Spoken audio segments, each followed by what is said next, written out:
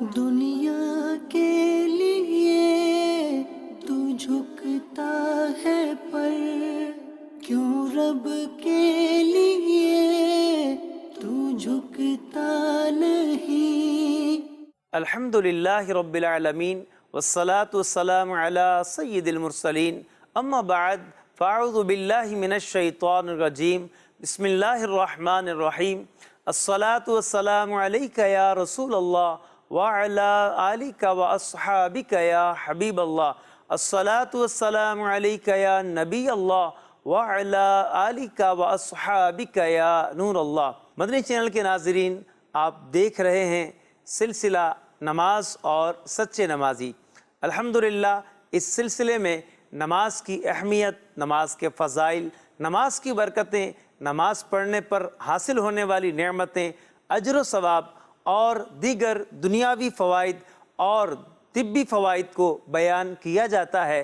الحمدللہ سلسلے کی ترتیب یہ ہوتی ہے کہ سب سے پہلے آیات قرآنیہ کو لایا جاتا ہے، اس کی تفسیر ہم سنتے ہیں، اور پھر احادیث مبارکہ اور ان کی شرح سنی جاتی ہے، اور اس کے بعد ہم کسی نہ کسی سچے نمازی کا واقعہ سنتے ہیں، ان کے حالات سنتے ہیں، ان کی نماز سے محبت کو ہم سنتے ہیں، اور آخر میں نماز کے طبی فوائد کیا ہیں، نماز کے دیگر دنیاوی فوائد کیا ہیں، میڈیکل پوائنٹ آف ویو سے نماز کے کیا کیا فائدے حاصل ہوتے ہیں، یہ سب ہم الحمدللہ سنتے ہیں۔ آئیے آج کے سلسلے کا آغاز کرتے ہیں، مگر آغاز سے قبل آپ کو بتاتا چلوں، ہمارے آج کے سلسلے کا ٹاپک نماز کی حفاظت حصہ اول ہے، کیونکہ نماز کی حفاظت کی بہت زیادہ تاکید آئی ہے، اس لیے ہم انشاءاللہ اسے 2 ایپیسوڈ میں سنیں گے، اور انشاءاللہ تفصیل کے ساتھ بیان کیا جائے گا کہ نماز کی حفاظت کی کس قدر ہمیں ترغیب دلائی گئی ہے۔ اس ٹاپک کو شروع کرنے سے قبل ہم شامل کریں گے درود پاک کی فضیلت۔ اللہ کے آخری رسول صلی اللہ تعالی علیہ وسلم ارشاد فرماتے ہیں، جو بندہ مجھ پر روزانہ 50 مرتبہ درود پاک پڑھے گا، میں قیامت کے دن اس سے ہاتھ ملاؤں گا۔ صلو علی الحبیب صلی اللہ تعالی علی محمد وعلی آلہ وصحبہ وبارک وسلم۔ مدنی چینل کے ناظرین، اللہ تبارک و تعالی ارشاد فرماتا ہے، نگہبانی کرو سب نمازوں کی اور بیچ کی نماز کی، اور کھڑے ہو اللہ کے حضور ادب سے۔ اس آیت مبارکہ میں ہمیں کیا حکم دیا گیا ہے؟ آئیے سنتے ہیں صدر الافاضل نعیم الدین مراد آبادی رحمت اللہ تعالی علیہ کی زبانی۔ آپ فرماتے ہیں، یعنی 5 جگانہ فرض نمازوں کو ان کے اوقات پر ارکان و شرائط کے ساتھ ادا کرتے رہو۔ اس میں 5 نمازوں کی فرضیت کا بیان ہے، اور اولاد و ازواج کے مسائل و احکام کے درمیان نماز کا ذکر فرمانا اس نتیجے پر پہنچاتا ہے کہ ان کو ادائے نماز سے غافل نہ ہونے دو، اور نماز کی پابندی سے قلب کی اصلاح ہوتی ہے، جس کے بغیر معاملات کا درست ہونا متصور نہیں۔ حضرت امام ابو حنیفہ اور جمہور صحابہ رضی اللہ تعالی عنہم کا یہی موقف ہے کہ اس سے نماز عصر مراد ہے، اور احادیث بھی اس پر دلالت کرتی ہیں۔ اس سے نماز کے اندر قیام کا فرض ثابت ہوا۔ یہ تو آپ نے خزائن العرفان کی روشنی میں سنا۔ اب آئیے اعلیٰ حضرت امام اہل سنت امام احمد رضا خان رحمت اللہ تعالی علیہ اس آیت کے تناظر میں آپ کیا فرماتے ہیں؟ چنانچہ آپ ارشاد فرماتے ہیں، محافظت کرو کہ کوئی نماز اپنے وقت سے ادھر ادھر نہ ہونے پائے۔ بیچ والی نماز نماز عصر ہے، اس کے وقت لوگ بازار وغیرہ کے کاموں میں زیادہ مصروف ہوتے ہیں اور وقت بھی تھوڑا ہے، اس لیے اس کی خاص تاکید فرمائی۔ آگے فرماتے ہیں کہ علامہ ناصر الدین شافعی بیضاوی شریف میں آپ فرماتے ہیں، حافظوا علی الصلوات بالاداء لوقتها والمداومۃ علیہا، یعنی نمازوں کی محافظت کرو، یعنی وقت پر ادا کرو اور ہمیشہ کرو۔ आला हजरत इमाम अहले सुन्नत ने न सिर्फ तफसीर बेज़ावी से इसका माना बयान किया, बल्कि आप आगे फरमाते हैं इरशादुल अक्ल सलीम, ये भी एक तफसीर है, इसे तफसीर मसऊदी भी कहा जाता है। इसके हवाले से फरमाते हैं हाफिजु अलस सलावाती ऐ दाविमु अला अदाइहा लियौकातिहा मिन गैरि इखलालिम बिशैइन मिनहा, यानी नमाजों पर मुहाफ़ज़त करो, यानी हमेशा बर वक्त पढ़ो और इनमें किसी किस्म का खलल ना वाक़े होने दो। सुभान अल्लाह। मदनी चैनल के नाज़रीन, आपने सुना कि नमाज की हिफाजत की किस कदर ताकीद की गई है, और इसी आयत मुबारका के तहत मुफ्ती दावत इस्लामी मोहम्मद कासिम कादरी दामद बरकातुहुल आलिया अपनी माया नाज तसनीफ सिरातुल जिनान में इसी आयत मुबारका को लेकर क्या वजाहत करते हैं, क्या तफसीर करते हैं, आइए सुनते हैं। आप इरशाद फरमाते हैं निकाहो तलाक के मसाइल बयान करने के दौरान नमाज की ताकीद फरमाई। गोया ये समझाना मकसूद है कि बंदों के हुकूक अदा करते हुए खालिक व मालिक के हुकूक से गाफिल न हो जाना।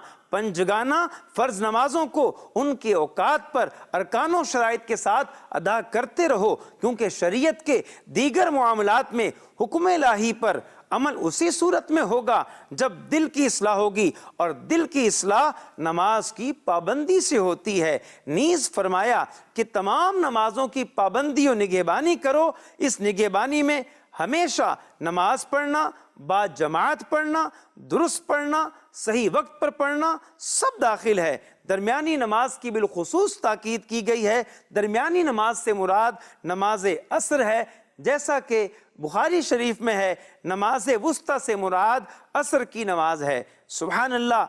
आप आगे फरमाते हैं नमाज असर की ताकीद की ज़ाहिरी वजह ये समझ आती है कि एक तो इस वक्त दिन और रात के फरिश्ते जमा होते हैं, दूसरा ये कि इस वक्त कारोबार की मसरूफियत का वक्त होता है, तो इस गफलत के वक्त में नमाज की पाबंदी करना ज़्यादा अहम है।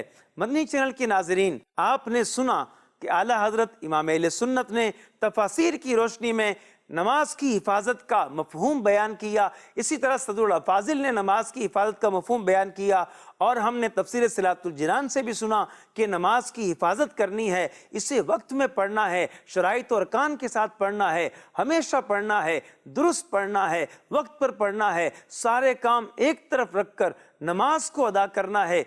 जी हाँ मदनी चैनल के नाजरीन, नमाज बड़ी कीमती चीज़ है, और जो जितनी ज़्यादा कीमती होती है उस चीज़ की उतनी ही ज़्यादा हिफाजत की जाती है। नमाजें सारी कीमती हैं, मगर उसमें भी असर की नमाज को और ज़्यादा ताकीद के साथ बयान किया गया कि इसे भी तुम्हें अदा करना है और इसका ख़ास लिहाज करना है।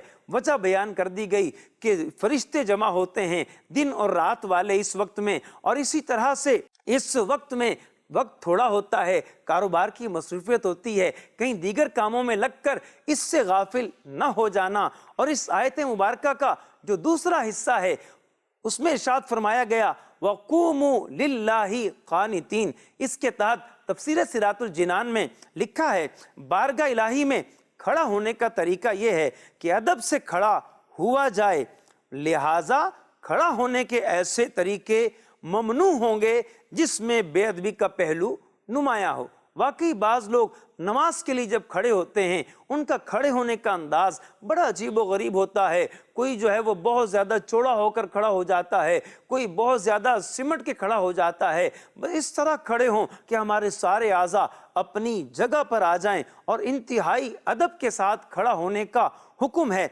आगे फरमाते हैं इससे चंद मसले मालूम हुए। एक ये है कि नमाज में क़ियाम फ़र्ज़ है, लेकिन ये भी याद रहे कि हर तरह की नमाज में क़ियाम फ़र्ज़ नहीं है। किन नमाजों में क़ियाम फ़र्ज़ है ये भी हम हाथों हाथ सुन लेते हैं।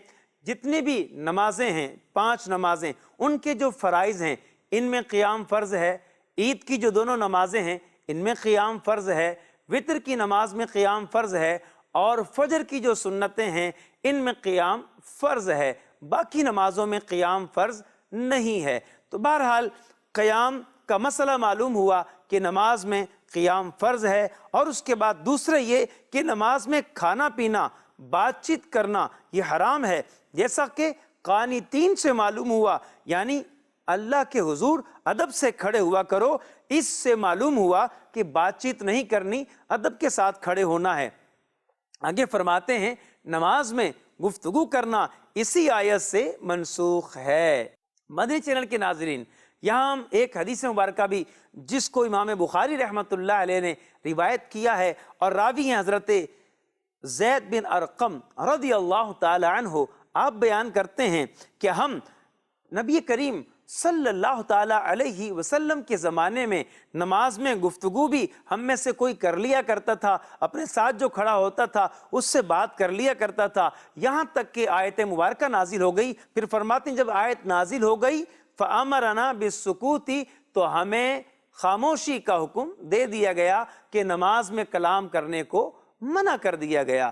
مدنی چینل کے ناظرین، ہم نے قرآنی آیت اور اس کی تفاسیر میں نماز کی حفاظت کے بارے میں سنا کہ اس کی حفاظت کرو، پابندی سے ادا کرو، اس میں ناغہ نہیں ہونا چاہیے۔ مدنی چینل کے ناظرین، آپ غور کیجئے نماز کتنی پیاری عبادت ہے۔ حضرت مفتی احمد یار خان نعیمی رحمۃ اللہ علیہ، آپ نے ایک جگہ فرمایا ہے کہ نماز یہ نیکیوں کا دروازہ ہے اور نماز نہ پڑھنا یہ گناہوں کا دروازہ ہے۔ تو اب میں یہ عرض کرتا ہوں مدنی چینل کے ناظرین، ہم میں سے ہر ایک اپنا محاسبہ کرے کہ ہم کس دروازے پہ کھڑے ہیں، نیکیوں کے دروازے پہ کھڑے ہیں یا پھر گناہوں کے دروازے پہ کھڑے ہیں۔ سلسلے کو آگے بڑھاتے ہیں، ہم اپنے سلسلے میں ایک حدیث مبارکہ بھی شامل کرتے ہیں۔ آج ہم ایک حدیث مبارکہ شامل کریں گے، مگر اس کے ساتھ ساتھ ہم اس کی وضاحت میں دیگر احادیث بھی سنیں گے۔ احادیث مبارکہ ہم کیوں شامل کرتے ہیں کہ نبی کریم صلی اللہ تعالی وسلم کی آنکھوں کی ٹھنڈک نماز ہے، اور نبی کریم علیہ السلام تو اگر کسی کو ڈانٹا بھی کرتے تھے۔ اب مساوی الاخلاق میں یہ روایت موجود ہے، اسی طرح النہایہ فی غریب العصر کے اندر یہ روایت موجود ہے۔ حضرت انس رضی اللہ تعالی عنہ اس کے راوی ہیں، فرماتے ہیں کہ نبی کریم صلی اللہ علیہ وسلم اگر کسی کو ڈانٹتے تو اس وقت آقا کریم علیہ السلام فرماتے ما بالکا تربت جبینوں کا، مطلب کیا ہے، تجھے کیا ہے، اللہ تیری جو ہے وہ پیشانی کو خاک آلود کرے۔ حضرت امام ابن مبارک رحمت اللہ تعالی علیہ آگے فرماتے ہیں ای فی الصلاۃ، مطلب اللہ تیری پیشانی خاک آلود کرے، یعنی نماز میں تیری پیشانی خاک آلود ہو۔ گویا کہ نبی کریم علیہ السلام کسی کو ڈانٹتے بھی تھے تو ساتھ دعا دیا کرتے تھے کہ تم کثرت سے سجدے کیا کرو، اللہ تعالیٰ تمہیں کثرت سے سجدے کرنے کی توفیق عطا فرمائے۔ بہرحال نماز سے میرے آقا صلی اللہ علیہ وسلم کو بڑی محبت تھی، اور حفاظت نماز کے تعلق سے میرے آقا نے کیا ارشاد فرمایا ہے، آئیے سنیے۔ حضرت حنظلہ رضی اللہ تعالیٰ عنہ بیان کرتے ہیں، رسول کریم صلی اللہ تعالیٰ علیہ وسلم نے ارشاد فرمایا، جو شخص ان پانچوں نمازوں کی، ان کے رکوع و سجود اور اوقات پر محافظت کرے اور یقین جانے کہ وہ اللہ پاک کی طرف سے ہیں، جنت میں جائے گا۔ یہاں فرمایا جنت اس کے لیے واجب ہو جائے، یہاں فرمایا دوزخ اس پر حرام ہو جائے۔ سبحان اللہ۔ مدنی چینل کے ناظرین، نماز کو اس کے رکوع اور سجود اور اس کے وقت پر ادا کرنے کی تاکید فرمائی اور بشارت دی کہ فرمایا جو اس کی حفاظت کرے گا وہ جنت میں داخل ہوگا، اور ایک روایت میں فرمایا اس کے لیے جنت واجب ہو گئی، اور ایک روایت میں فرمایا اس پر دوزخ حرام ہو گئی۔ سبحان اللہ۔ اگلی حدیث مبارکہ جو اسی کے تناظر میں ہے اور جو اسی کی تائید کرتی ہے، حضرت ابو درداء رضی اللہ تعالیٰ عنہ روایت کرتے ہیں کہ حضور پر نور نبی کریم صلی اللہ تعالیٰ علیہ وسلم نے ارشاد فرمایا، 5 چیزیں ہیں جو انہیں ایمان کے ساتھ لائے جنت میں جائے گا۔ جو پنجگانہ نمازوں کی، ان کے وضو، ان کے رکوع، ان کے سجود، ان کے اوقات پر محافظت کرے، اور روزہ و حج و زکوٰۃ و غسل جنابت بجا لائے۔ سبحان اللہ۔ یہ 5 چیزیں ایسی ہیں کہ نماز اس کی تمام شرائط کے ساتھ، اس کے وضو، کامل وضو کے ساتھ، درست وضو کے ساتھ، اور نماز کی جو دیگر شرائط ہیں ان کو بجا لاتے ہوئے فرائض کے ساتھ جو ادا کرے گا، اس کے لیے ارشاد فرمایا وہ جنت میں داخل ہوگا۔ اور ساتھ ہی اور 4 چیزیں بیان کی گئیں کہ روزہ رکھے اور حج ادا کرے، زکوٰۃ ادا کرے، اور ساتھ ہی فرمایا غسل جنابت بجا لائے۔ جی ہاں مدنی چینل کے ناظرین، غسل جنابت جو ہے، غسل فرض ہو جائے تو بلا وجہ تاخیر نہیں کرنی چاہیے، اگرچہ فوراً غسل کرنا فرض نہیں ہو جاتا، مگر اتنی تاخیر کر دینا کہ کوئی فرض نماز کا وقت نکل جائے اور فرض نماز قضا ہو جائے، اتنی تاخیر کر دینا غسل میں یہ حرام ہے۔ اور ویسے بھی حدیث مبارکہ میں آتا ہے جس گھر میں بے غسلہ ہوتا ہے اس میں رحمت کے فرشتے داخل نہیں ہوتے۔ تو آگے بڑھتے ہیں، تیسری حدیث مبارکہ جو اسی کانٹیکسٹ میں ہے، اور نبی پاک علیہ الصلوۃ والتسلیم نے حفاظت نماز کے حوالے سے کیا فرمایا ہے۔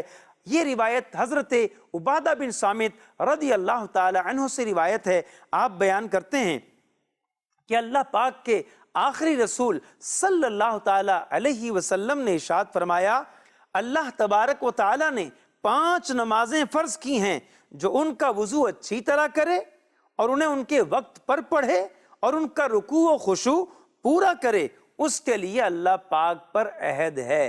یعنی اللہ پاک اپنے ذمہ کرم پر لے لیتا ہے کہ اسے بخش دے، اور جو ایسا نہ کرے اس کے لیے اللہ تعالیٰ پر کوئی عہد نہیں، چاہے بخشے چاہے عذاب کرے۔ مدنی چینل کے ناظرین، اس حدیث مبارکہ میں نماز پڑھنے والوں کے لیے بشارت دی گئی ہے کہ اللہ پاک اپنے ذمہ کرم پر لے لیتا ہے کہ اس بندے کی بخشش اور مغفرت میں کروں گا، یہ میرے ذمہ کرم پر ہے۔ اور جو نماز نہیں پڑھتا، نماز کی حفاظت نہیں کرتا، اس کا ذمہ، اس کا عہد اللہ پاک پر نہیں ہے۔ مدنی چینل کے ناظرین، ہم نے احادیث مبارکہ کی روشنی میں سنا کہ نماز کی حفاظت کی کس قدر ترغیب دلائی گئی ہے، کہ نماز کی حفاظت کرنے والے کے لیے جنت کی بشارتیں ہیں، دوزخ سے نجات کی بشارتیں ہیں، اور اس کے لیے اللہ پاک کا عہد کریم ہے، اور اللہ پاک کا ذمہ کرم اس کے لیے ہے کہ اللہ پاک اس کی بخشش فرما دے گا۔ آگے بڑھتے ہیں، ہم اپنے سلسلے میں شامل کیا کرتے ہیں کسی نہ کسی بزرگ کی کوئی نہ کوئی حکایت۔ آئیے آج جو ہم حکایت سنیں گے وہ حکایت ہے ہمارے رکن شورا حاجی زمزم اتاری رحمت اللہ تعالی علیہ، جو باب الاسلام سندھ حیدرآباد سے تعلق رکھتے تھے۔ اللہ پاک حاجی صاحب کے مزار پر انوار پر کروڑوں رحمتوں کا نزول فرمائے اور ان کے صدقے ہماری مغفرت فرمائے۔ حیدرآباد باب الاسلام سندھ کے ایک اسلامی بھائی کا بیان ہے کہ حاجی زمزم اتاری رحمت اللہ علیہ کا شدید بیماری میں بھی نماز کی حفاظت کا بہت ہی ذہن تھا۔ ایک مرتبہ میں رات کو ان کی دیکھ بھال کے لیے اسپتال میں موجود تھا کہ مجھ سے فرمایا، مجھے فجر کی نماز میں اٹھا دیجئے گا۔ میں نے جب فجر میں اذان کے بعد آپ کو آواز دی تو ایک ہی آواز پر اٹھ گئے اور مجھ سے فرمانے لگے، جزاک اللہ خیرہ، شکریہ بیٹا، آپ نے مجھے نماز فجر کے لیے جگایا۔ وہ اسلامی بھائی کہتے ہیں، میں نے یہ بھی دیکھا کہ شدید بیمار ہونے کے باوجود کہ آپ سے بیٹھا بھی نہیں جاتا تھا، آپ لیٹے لیٹے مٹی کی پلیٹ اپنے سینے پر الٹی رکھ کر اس سے تیمم کرتے اور اشاروں سے نماز ادا کر لیا کرتے۔ میں نے نہیں دیکھا کہ آپ کی بیماری کے اندر ہوش و حواس کے عالم میں کوئی نماز چھوٹی ہو۔ سبحان اللہ، کیسے اللہ پاک کے نیک بندے جو نماز سے اس قدر محبت کرنے والے اور نماز کی حفاظت کا اس قدر ان کا ذہن کہ بستر پر لیٹے ہیں، بیماری ہے، تکلیف ہے، اٹھ کر بیٹھا نہیں جا رہا، پھر بھی فجر کے لیے اٹھا دینا۔ اور آج ہم بالکل صحت ہے ہماری اور جسم سلامت ہے، باڈی ساتھ دے رہی ہے، سارے اعضاء ٹھیک ہیں، دل بھی کام کر رہا ہے، دماغ بھی کام کر رہا ہے، اعضاء ہل بھی رہے ہیں، ہم اٹھ بھی سکتے ہیں، ممکن بھی ہے، بہت آسان ہے اور اٹھنا لازم بھی ہے، اس کے باوجود نہیں اٹھتے۔ اے میرے پیارے پیارے اسلامی بھائیوں، اگر ہم نے اسی طرح سستی اور کاہلی کے ساتھ ہم نے زندگی گزار دی تو ایسی زندگی جس میں نماز نہیں ہے، نماز کی حفاظت نہیں ہے، تو پھر ایسی زندگی ہمیں جو ہے وہ جنت سے دور کر دے گی اور دوزخ کے قریب کر دے گی۔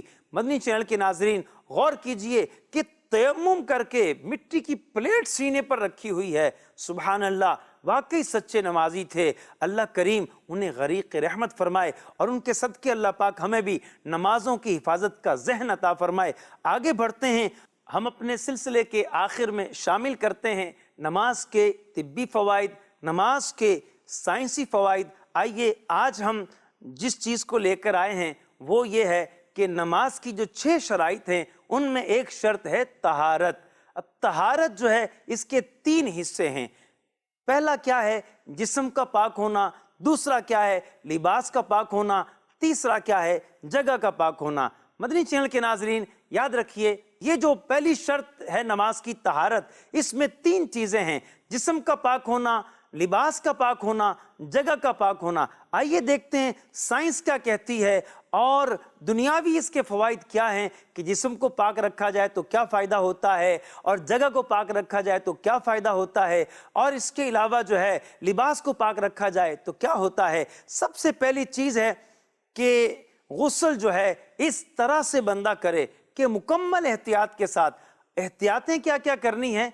الحمدللہ امیر اہل سنت کا رسالہ دعوت اسلامی کے مکتبۃ المدینہ سے مل جاتا ہے، غسل کا طریقہ الگ سے بھی مل جاتا ہے، اور نماز کے احکام کتاب میں بھی یہ رسالہ شامل ہے۔ اس میں آپ پڑھیے احتیاطوں کے ساتھ کہ جسم کا کوئی حصہ، کوئی عضو ایسا نہ ہو کہ جس پر پانی نہ بہے۔ پورا جسم جب صاف ستھرا ہوگا تو پھر اس کا کیا فائدہ ہوگا؟ سبحان اللہ، سارے اعضاء احتیاط کے ساتھ غسل کرنے کی بدولت دھل جاتے ہیں، اور جب یہ سارے اعضاء دھل جاتے ہیں تو پھر کوئی بھی میل کچیل نہیں رہتا، گندگی نہیں رہتی، ناپاکی نہیں رہتی، کوئی پسینہ یا دیگر ایسی کیفیات یا کیچڑ وغیرہ اگر جسم کی کسی تہہ میں چھپی ہے وہ نہیں رہتی، یہ سب صاف ہو جاتا ہے۔ یوں انسان جب اس طرح احتیاط کے ساتھ وضو بھی کرتا ہے، غسل بھی کرتا ہے، جسم کو صاف کر لیتا ہے تو اپنے اندر راحت فیل کرتا ہے، اس کو ایک راحت ملتی ہے، اور زندگی نئی نئی محسوس ہوتی ہے کہ اس کی زندگی میں ایک دم بہار آ گئی ہے، اور ساتھ ہی ساتھ یہ فرحت اور تازگی اس کو خشوع کے قریب کر لیتی ہے۔ یعنی دل لگا کے نماز پڑھنے کے لیے ضروری ہے کہ ہمارا جسم صاف ستھرا ہو۔ جب جسم صاف ستھرا ہوگا تو خشوع زیادہ آئے گا، توجہ زیادہ نماز کی طرف ہوگی، اور پھر اس کے بارے میں اطباء نے لکھا ہے کہ جب جسم صاف ستھرا ہوگا، خشوع زیادہ ہوگا تو دل اور دماغ کو تقویت ملے گی، ہمارا دل پاورفل ہوگا، ہمارے دماغ کو طاقت ملے گی۔ تو آپ نے غور کیا کہ اگر جسم صاف ستھرا رکھا جائے تو جسم کی صفائی کی وجہ سے دماغ کو، دل کو تقویت حاصل ہوتی ہے۔ اور دوسرا اسٹیپ کیا ہے؟ نماز کے اندر لباس جو ہے یہ پاک ہونا چاہیے۔ اس کا کیا فائدہ ہوگا؟ بات یہ ہے کہ انسان کے لباس میں قسم قسم کے جراثیمی مادے آ جاتے ہیں، آدمی کبھی کہیں سے گزرتا ہے، کبھی کہیں سے گزرتا ہے، اب یہ بیماریوں کا سبب بنتے ہیں۔ اور پھر ہوتا کیا ہے؟ گندے کپڑوں والا جب بندہ نماز پڑھتا ہے اس کو فریشنس حاصل نہیں ہوتی، تازگی حاصل نہیں ہوتی۔ اور پھر آپ غور کریں کہ جو آدمی صاف ستھرے کپڑے کے ساتھ نماز پڑھے گا، فریش ہو کر نماز پڑھے گا، پرسکون راحت کے ساتھ، چین کے ساتھ اور سکون کے ساتھ نماز پڑھے گا، لیکن گندے کپڑے والا جو ہے اس کو وہ سکون میسر نہیں ہوتا۔ پھر یہ بھی ہے کہ گندے کپڑے والا جہاں کہیں بیٹھتا ہے وہاں بیماریاں پھیلاتا ہے۔ اور پھر یہ بھی آپ غور کریں کہ جو آدمی گندے کپڑوں میں رہتا ہے لوگ اس سے گھن کرتے ہیں، اس کے پاس نہیں بیٹھتے۔ گویا کہ نماز نے انسان کو لوگوں کے ساتھ کس طرح رہنا ہے، سلیقہ کیا ہے، طریقہ کیا ہے، مینرز کیا ہیں، یہ نماز نے سکھا دیے کہ جب تم نماز کے عادی بن جاؤ گے تو پھر اپنے کپڑوں کو بھی ستھرا رکھو گے، کپڑے بھی صاف رکھو گے۔ جب تمہارے کپڑے ستھرے ہوں گے تمہاری شخصیت نکھر جائے گی۔ تو یہ نماز کے دنیاوی فوائد بھی ہیں اور طبی فوائد بھی ہیں، اور پھر بہت ساری بیماریوں سے بھی بندہ بچ جاتا ہے۔ اس کا تیسرا اسٹیپ کیا ہے کہ جس جگہ نماز پڑھنی ہے وہ جگہ بھی پاک اور صاف ہو۔ اب آپ دیکھیں کہ ناپاک اور غیر موزوں جگہ پر اگر بندہ نماز پڑھتا ہے تو وہاں جو ہے ایسی جگہیں انسانی جسم پر خطرات پیدا کرتی ہیں، خطرات مرتب ہوتے ہیں، اور پیتھولوجی کے مطابق کئی ایسی بیماریاں پیدا ہوتی ہیں جو جسم و دماغ کی تمام قوتیں ختم کر دیتی ہیں۔ اس کے علاوہ ناپاک زمین سے تشنج، ہیضہ، ٹائیفائڈ، دیگر امراض بھی پیدا ہوتے ہیں۔ مدنی چینل کے ناظرین، صفائی کے ساتھ نماز پڑھیں گے، جگہ صاف، کپڑے صاف اور جسم صاف، تو انشاءاللہ بہت ساری برکتیں ملیں گی۔ آج کے سلسلے کا وقت ہوتا ہے ختم۔ اللہ کریم ہمیں نماز کو وقت پر پڑھنے کی اور طریقے سے پڑھنے کی توفیق عطا فرمائے، آمین بجاہ النبی الامین صلی اللہ تعالی علیہ وسلم۔ دنیا کے لیے